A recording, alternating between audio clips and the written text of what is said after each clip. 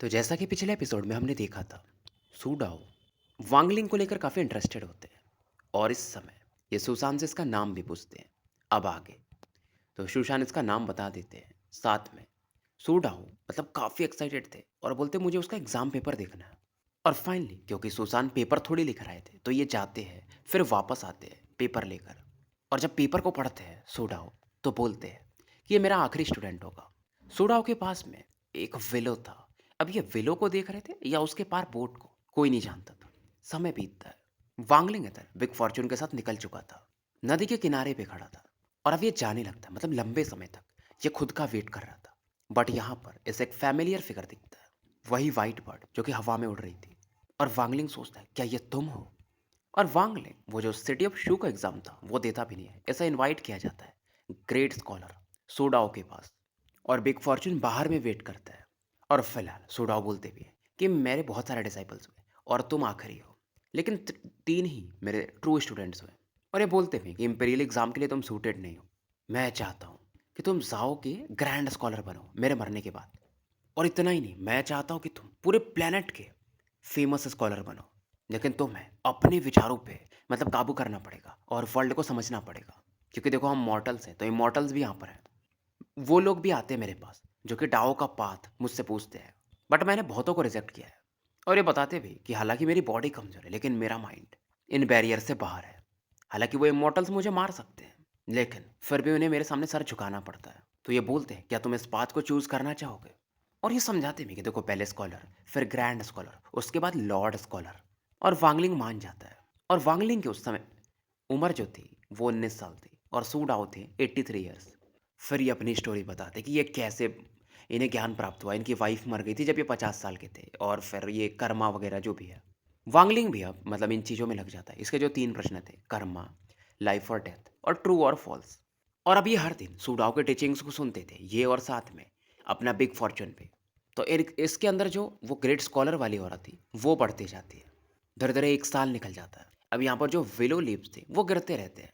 और अगर आपने शी हाउ वाली स्टोरी देखी होगी तो उसमें जो विलो डाइटी है, वो जो लेडी है, मतलब वही वाला पेड़ है यहाँ पे भी, ऐसा समझो। धीरे धीरे सूडा और बूढ़े होते जाते हैं। 10 साल निकल चुका था। और अब ये समझा रहे थे वांगलिंग को, लीनियर कह के बुलाते हैं कि देखो हर साल ये पत्ते झड़ते हैं फिर वापस आ जाते हैं। वांगलिंग भी बोलता है कि विलो का जो पत्ता है वो लाइफ है।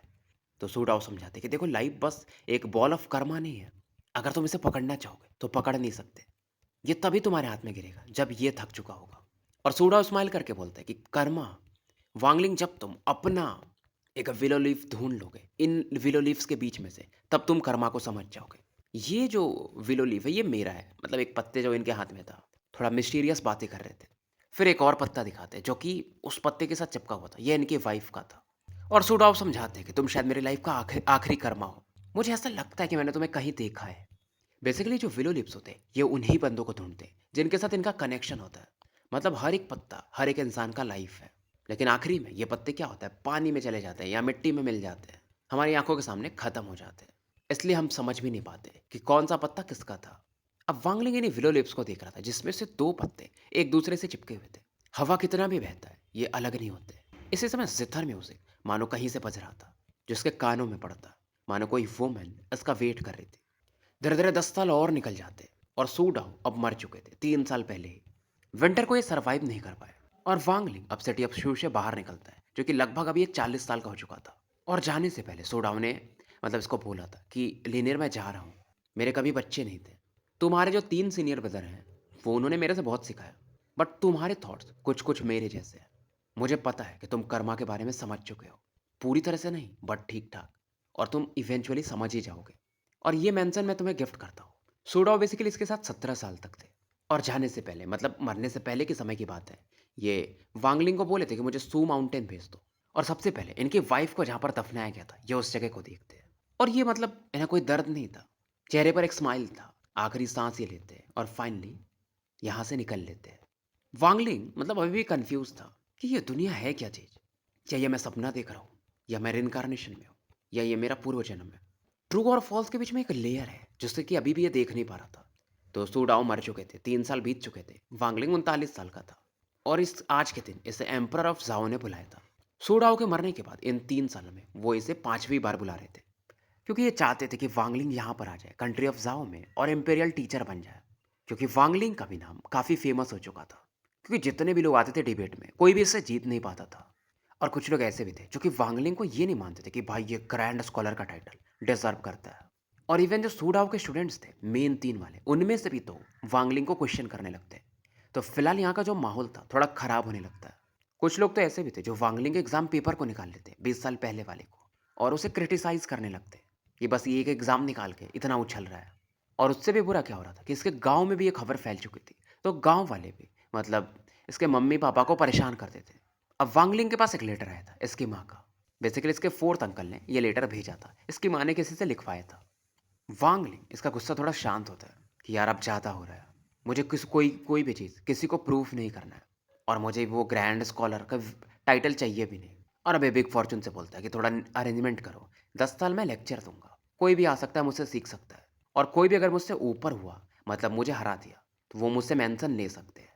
बिग फॉर्चून भी अब काफ़ी एक्साइटेड रहता था और ये काफ़ी खुश होता है कि मज़ा आएगा जब वो लोग फेल होंगे। तो अब ये न्यूज़ फैल जाता है सिटी ऑफ शू में और आसपास के एरियाज में।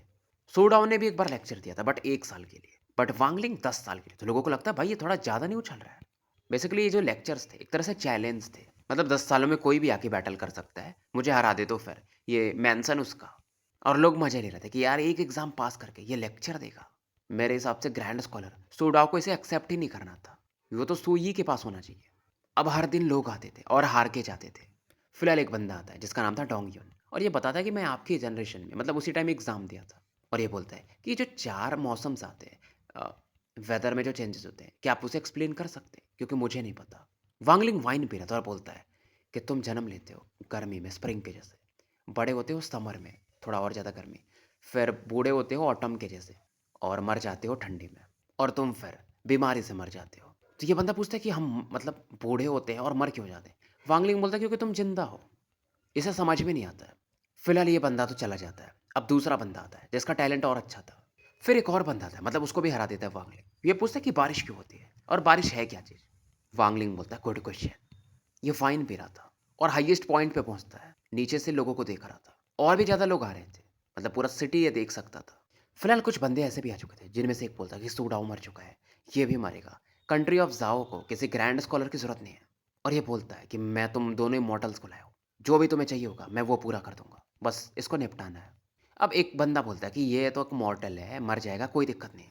फिलहाल वांगलिंग उस बंदे को आंसर देता है कि देखो मैंने ये सपने में सोचा था कि बारिश जन्म लेती है आसमान में और अर्थ पे आके मर जाती है और बीच का जो पार्ट है वो लाइफ है। और बाहरी लोग भी जब सुनते हैं, क्योंकि बहुत सारे लोग यहाँ पर आ चुके थे, तो ये उन्हें मतलब लगता है यार कि क्या नॉलेज है, सच में ये आदमी ग्रैंड स्कॉलर ही है। फिलहाल एक ओल्ड मैन यहाँ पर आ चुका था, वो पूछता है कि सर आपने तो सूडाओ को फॉलो किया 10 साल से ज़्यादा समय तक, आप बहुत नॉलेजेबल है, तो मैं आपसे एक क्वेश्चन पूछता हूँ कि इमोटल्स क्यों इस दुनिया में और वो हमें चीटी क्यों समझते हैं, मतलब हम मॉर्टल्स को। वांगलिंग हंसता है, पहले वाइन मारता है, उसके बाद बोलता है कि इमॉर्टल्स के पास पावर होता है, वो पावर उनके दिल के साथ फ्यूज हो जाता है, इसीलिए वो अपने को मतलब नॉर्मल इंसान को नीचा दिखाते हैं।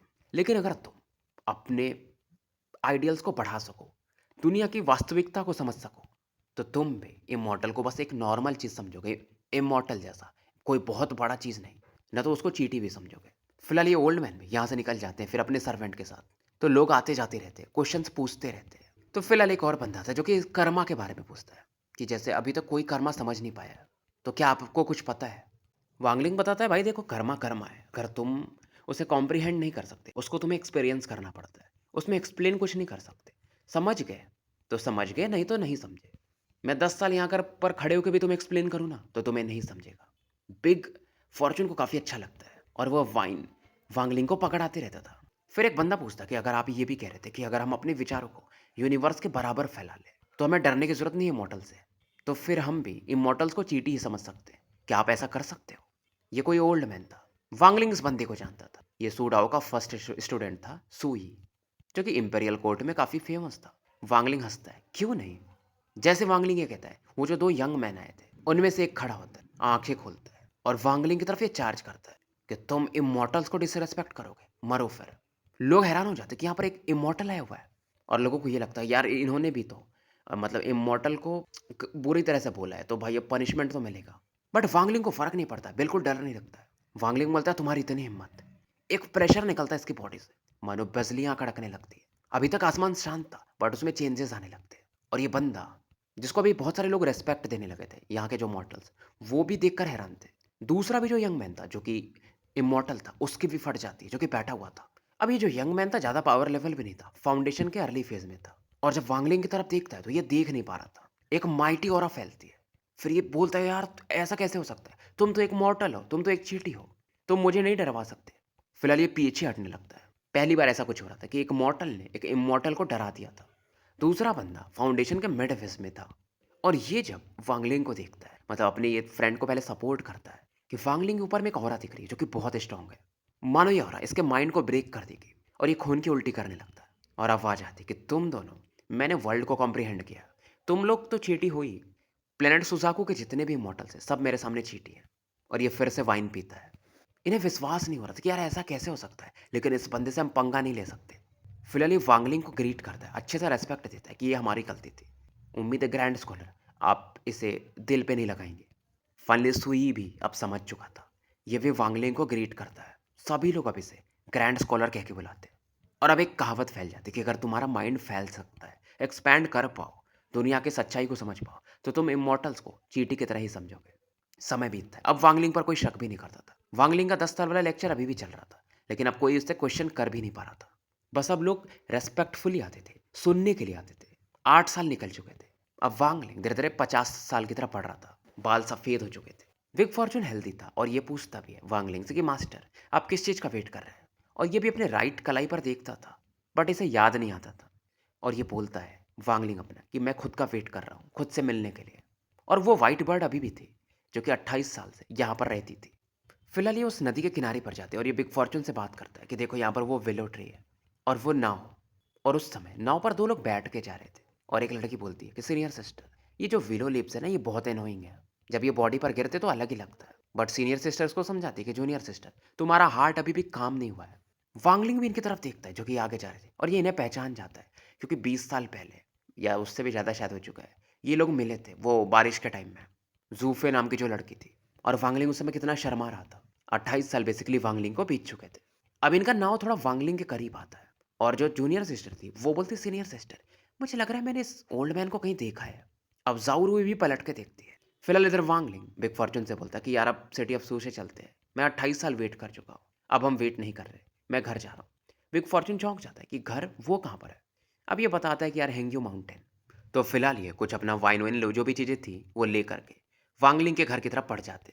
फिलहाल ये 2 लेडीज सिटी ऑफ सू में थी, तो नॉर्मल बन जाती है। और जूनियर सिस्टर यानी कि जूफे पूछती है कि सीनियर सिस्टर, आप तो यहीं बड़ी हुई हो, तो आपको पता होगा यहाँ पर कुछ मस्ती की चीज़ें होंगी। अब ये बताती है कि मैं अपने पेरेंट्स से मिलने वाली हूँ और तुम्हें मजाक मस्ती नहीं करना है। और फिर अगले दिन मैं ग्रैंड स्कॉलर सुडाओ से मिलूंगी। वो एक फैमिली फ्रेंड हुआ करते थे और तुम्हें रेस्पेक्ट दिखाना पड़ेगा। वो एक मॉर्टल है, लेकिन बहुत ही सही टीचर है। पर तभी इन्हें एक आवाज़ मिलती है सुनने को कि लगता है आप लोग बहुत दूर थी जाओ से। सुडाओ तो 10 साल पहले मर चुके हैं। अब यहाँ की जो ग्रैंड स्कॉलर है, ग्रेट स्कॉलर जो भी बोलो, वो वांगलिंग है, सुडाओ के स्टूडेंट। दोनों चौंक जाती कि यार वांगलिंग, ये वही बंदा तो नहीं था।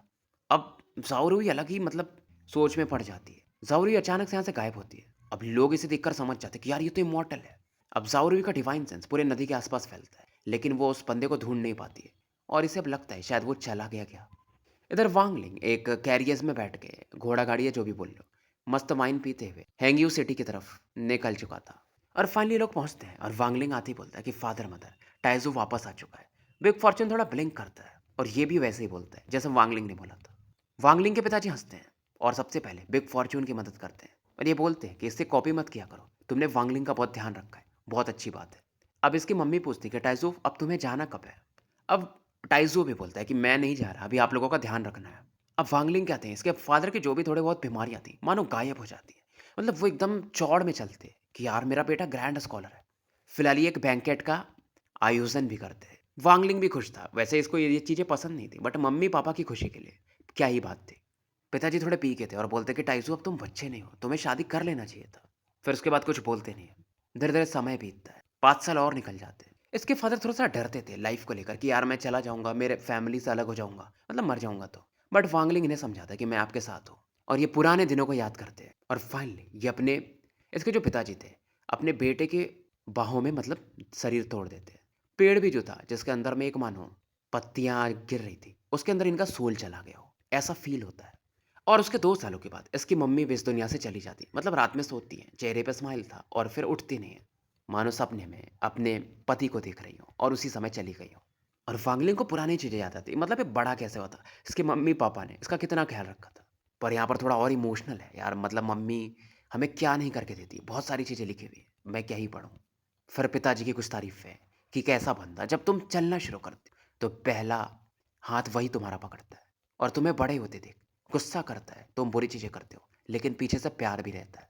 और इस लाइफ़ में वांगलिंग वो चीज़ें ज़्यादा फ़ील करता है, मम्मी-पापा के साथ क्योंकि लंबा रहता है।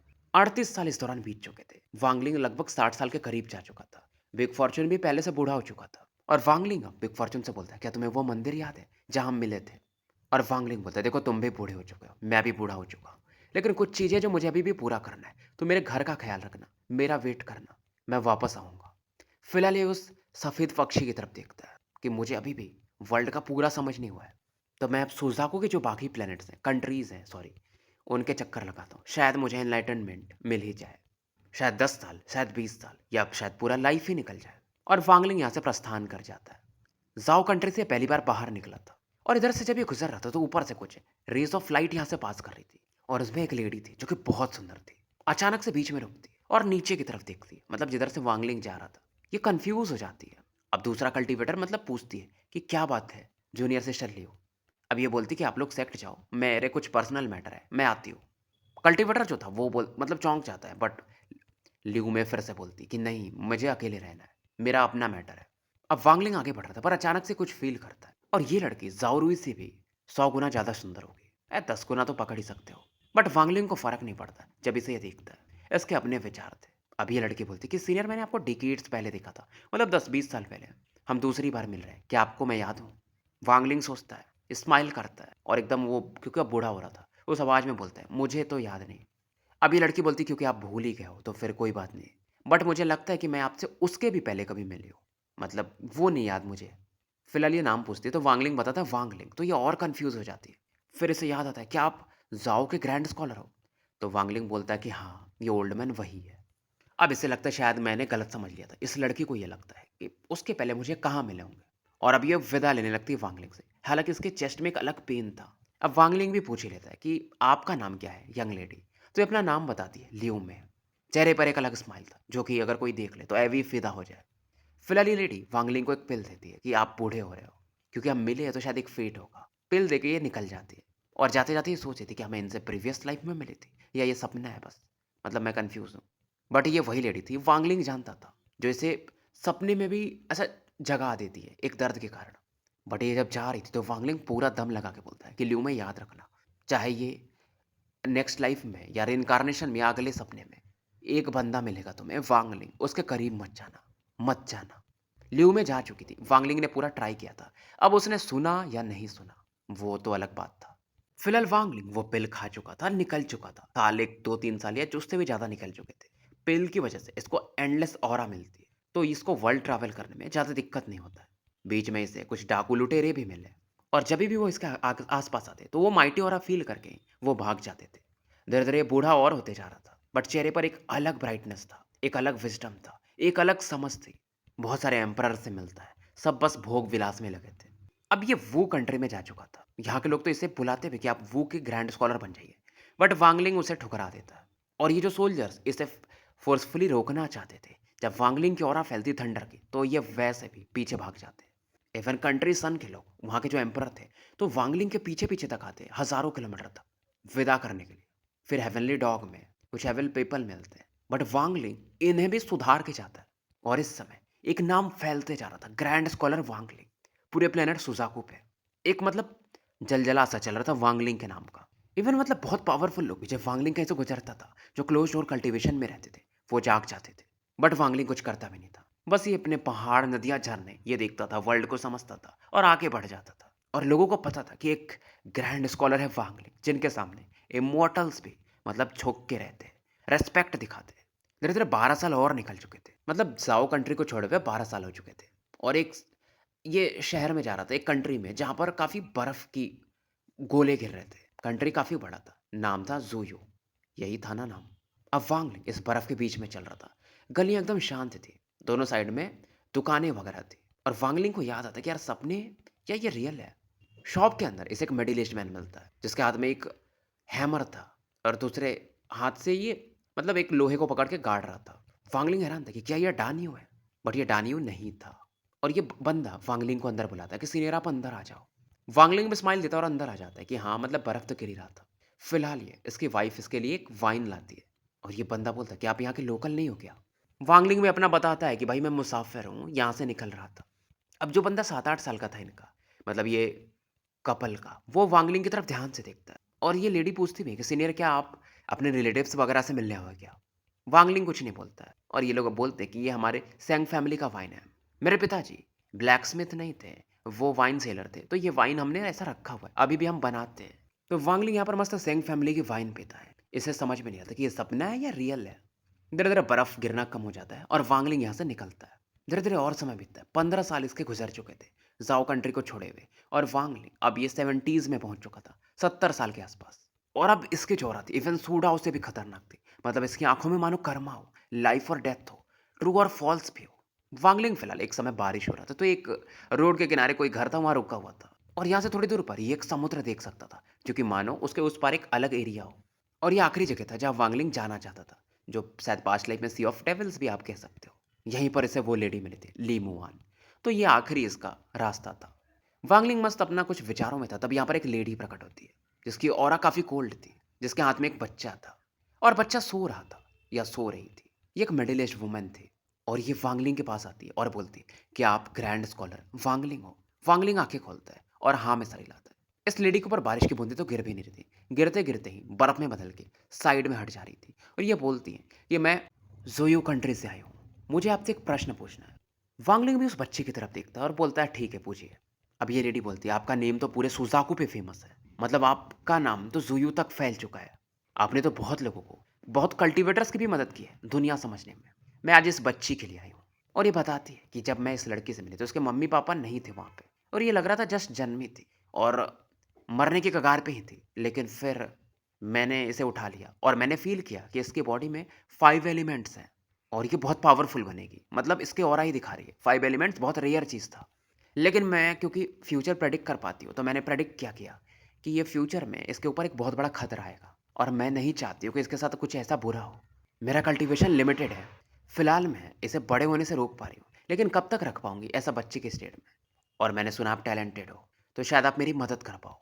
और इसी समय आसमान में बिजलियाँ कड़कने लगती, बच्ची जाग जाती, रोने लगती है। वांगलिंग देखता है इसकी तरफ और बोलता है, क्या मैं इसे पकड़ सकता हूँ?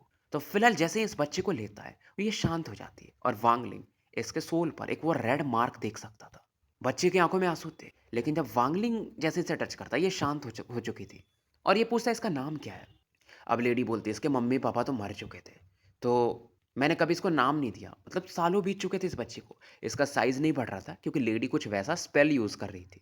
वांगलिंग भी एक फ़ैमिलियर ऑरा इस लड़की से फ़ील कर रहा था और इस समय एक बटरफ्लाई को देखता है जो कि बारिश और हवा के बीच में ऐसा शेल्टर लेने को दिख रही थी। कहीं मतलब ढूँढ रही थी कि जहाँ पर वो सेफ़ हो सके। तो वांगलिंग इसको नाम देता है रेड बटरफ्लाई और लड़की और हँसती है जब इसका नाम वांगलिंग रखता है तो।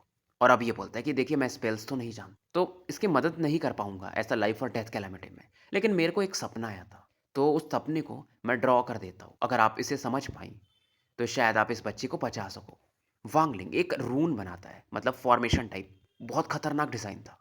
इवन ज़ुयू की ये जो वुमेन आई थी मिलने के लिए वो शॉक्ड हो जाती है, लेकिन फिलहाल उसे याद रख लेती है। वांगलिंग कहता है अगर आप इसे समझ पाई, इसे एक्टिवेट कर पाई, तो इस बच्चे का बस एक बाल रख दीजिएगा, तो इसका जो सोल होगा वो कहीं और ट्रांसपोर्ट हो जाएगा, तो ये बच सकती है।